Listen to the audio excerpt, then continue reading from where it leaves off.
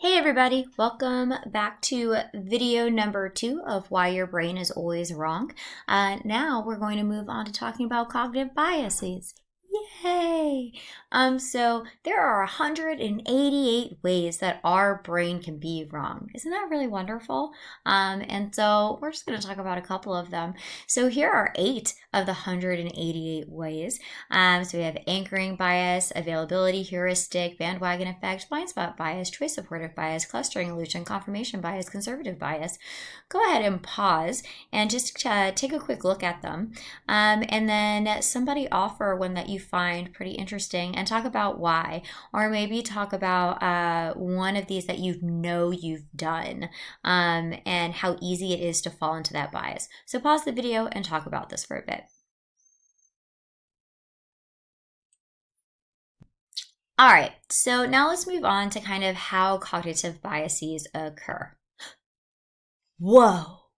All right, so I want you to think about what was your reaction when this face popped up on the screen. How did you react? So you probably maybe gasped, you maybe jumped a little. At minimum, you probably detected anger in this person's face. And so what you experienced was combining seeing with intuitive thinking. You detected the anger on her face. You extended it to the future, possibly. Wow, she's mad. She might yell. She might throw a punch potentially. And this thought process was automatic and effortless. You didn't have to strain to think about it. It just happened. And so now we have 17 times 24. Go ahead, figure it out, guys. You can do it. Don't take out that calculator. Don't take out your phone. Do that math in your head. You can do it. 17 times 24. What is it? Think about it. What's 17 times 24? You can do it. When somebody has the answer, go ahead and yell it out.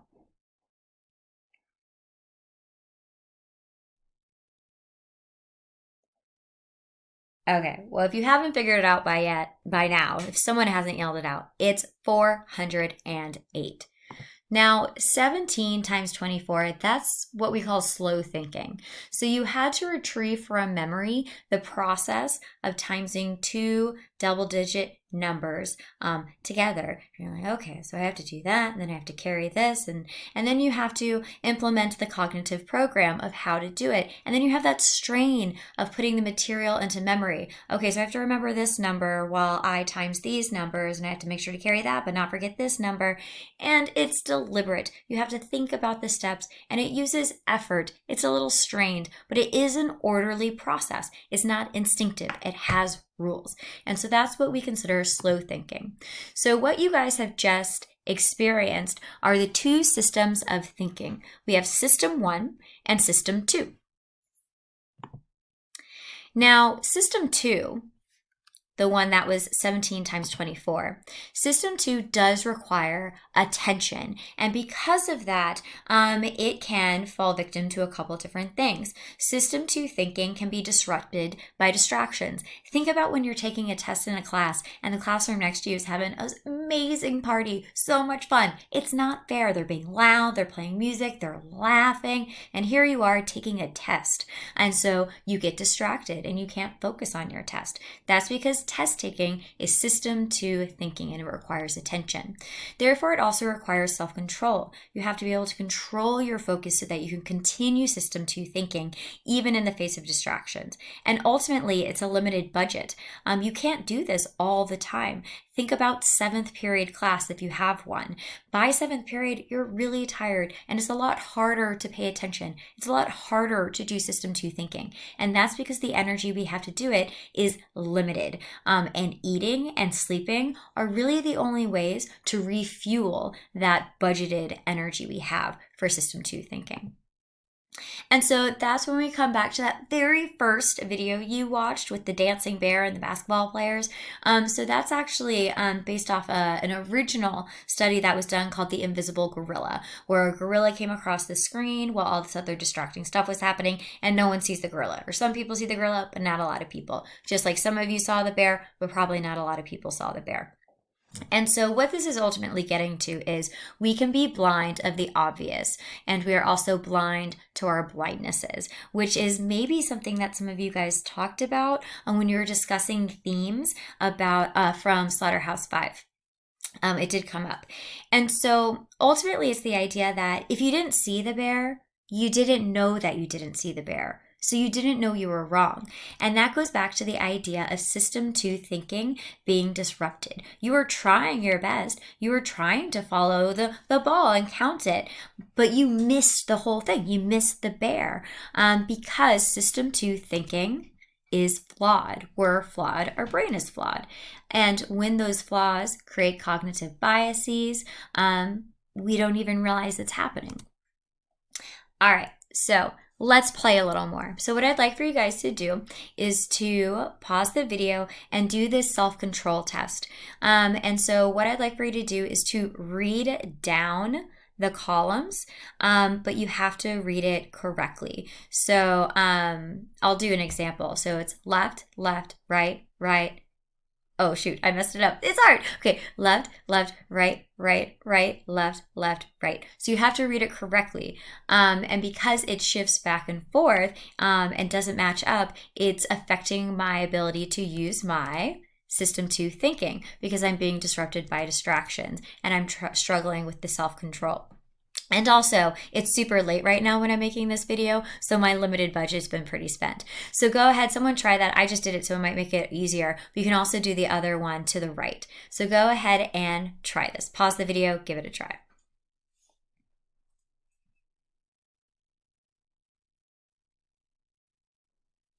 All right, now that you've tried it, a lot of times students do really well on this, especially you, 4th period, you just had lunch, you're feeling great. 6th period, it might have been a little harder.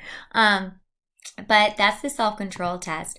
So with the self-control test, we have the conflict there. We have programmed memories of what right and left are. We have programmed memories of what uppercase and lowercase is. And because the things are mixed up, we have this competing response and it causes strain in our system 2 thinking. So a conflict between a task that you intended to carry out and an automatic response that interferes with it.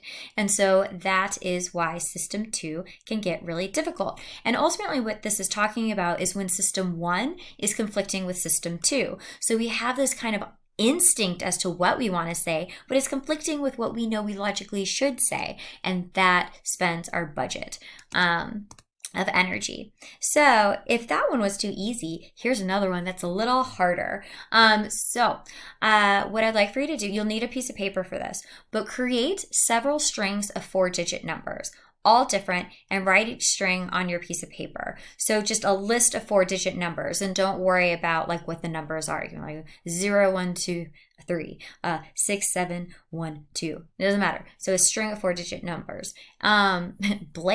Place a blank card on top of the deck. So you'll need another piece of paper to like cover it. And then start beating a steady rhythm. So like on the table, like a steady rhythm. Remove the blank card and read the 4 digits aloud. Wait for 2 beats. Then report a strong... I don't know what that's supposed to say. Hold on. I think that's then supposed to say, then repeat a string. Too many typos in a row to know what it was saying. Then repeat a string in which each of the original digits is incremented by 1. So, example, because it's getting confusing. If the digits on the card are 5, 2, 9, 4, the correct response is 6, 2, 0, 5. So hard. Keeping the rhythm is important. So let me just explain this because I've done a terrible job typing correctly. So in the class, you guys, one person or multiple people needs to do a steady beat on the table. And then the person should read the digits going down the list. That's not too hard.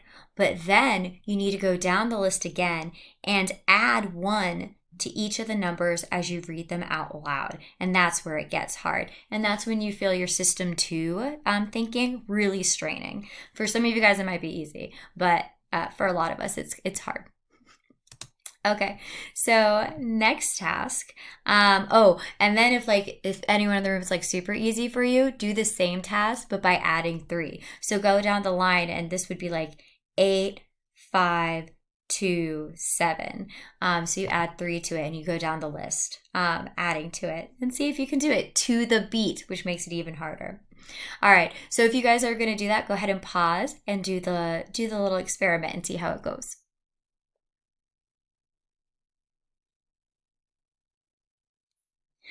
All right, so now that you've done that experiment, this is kind of a more classic one, but it's the idea of how our brain can play tricks on us. So with the Ponzo illusion, it's the idea between these two lines. Which one is longer? Is it the top line or the bottom line? Well, the answer is they're both the same length, but because of these lines to the side, it makes the top one look like it's longer, even though it's the same length to the bottom one. Same deal here. With this illusion, you ask which of these lines is longer. Well, actually, they're the same length, but this bottom one looks longer because of the inverted triangle. And so it's this idea that we know that these lines are the same length, but even as I look at them now, they still don't look the same length. And so it's this idea of our instinct, our system 1 thinking, conflicting with our system 2 thinking, and the struggle that causes and the exhaustion it eventually would cause. All right. So we're talking about here the competition between seeing and knowing, the competition between system 1 and system 2. And ultimately what it comes down to is that you must learn to mistrust your impressions. So if you think about it, if you come into my classroom every day, you're so used to what my classroom looks like. Now, if all of a sudden I have, I don't know, making something up off the top of my head, like a huge, like one of those cardboard cutouts of, I don't know, like the Cheeto guy, like that little like cat from the Cheeto bag. Is he a jaguar? Is he a leopard? The Cheeto guy. Like, I don't know. That's the first thing that popped in my head. I guess I'm hungry. But if he was standing, you wouldn't see it. You might not see it, not right away. And so it's the idea you just walk by it and you wouldn't realize that you didn't see it because you're so used to walking into the room and it being exactly the way it is. And so it's this idea that if you don't consciously walk into a room and make yourself look around, you might miss something. And so it's this idea that we have to learn to mistrust our impressions of people, our impressions of places, our impression of multiplication and adding numbers, our impression of everything. Because a lot of times we use system 1 thinking when we should be using system 2 thinking. And that is when we're talking about the competition between intuition or knowledge. Obviously, as we go throughout our day, we use a lot of intuition. If we used knowledge with all of the decisions that we have to make all day, every day, we would be constantly exhausted.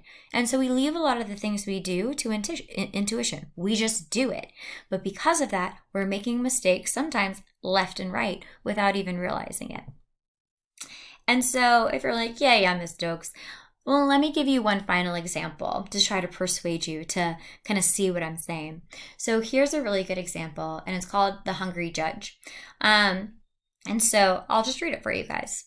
A disturbing demonstration of depletion effects. So depletion effect is the idea that as you use system 2 thinking for a really long time, you become increasingly tired. So a disturbing demonstration of depletion effect, also check out that alliteration, in judgment was recently reported in the proceedings of the National Academy of Science. The unwitting participants in the study were 8 parole judges in Israel. They spent entire days reviewing applications for parole. The cases are presented in random order, and the judges spend little time on each one, an average of 6 minutes. The default decision is denial of parole. Only 35% of requests are approved. The exact time of each decision is recorded, and the times of the judges' 3 food breaks, morning break, lunch, and afternoon break, during the day are recorded as well. The authors of the study plotted the proportion of approved requests against the time since the last food break. The proportion spikes after each meal, when about 65% of requests are granted. During the 2 hours or so until the judge's next feeding, the approval rates drop steadily to about 0 just before the meal.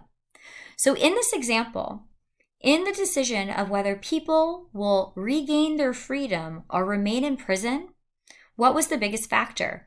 Not their behavior, not what crime they committed, nothing other than how recently the judges ate.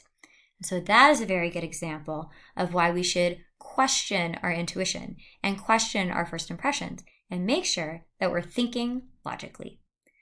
All right, thanks so much, guys. Hopefully, I will see you tomorrow. Bye.